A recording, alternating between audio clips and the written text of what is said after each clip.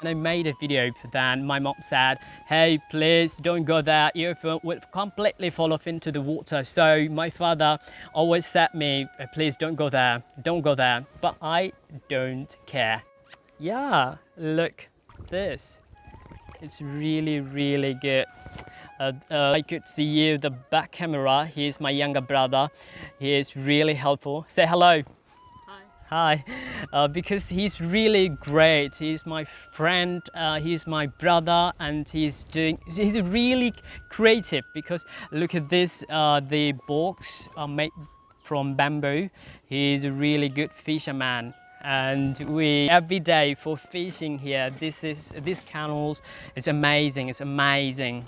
Okay, go there, let's go there and enjoy the nature. Enjoy the nature, it's really, really perfect. The sky, the water it's a kind of combinations of nature, isn't it? So if you have ever wanted to visit the floating city, like not a floating city, it's a floating village. I'm sorry for that, but if you have ever wanted to visit this village, there is no time like the present because everything, everywhere, water, and I'm so glad because I can swim. I have no fear. What do you feel? It's amazing? Yeah. Yeah, that's good. Thank you, brother. I love you.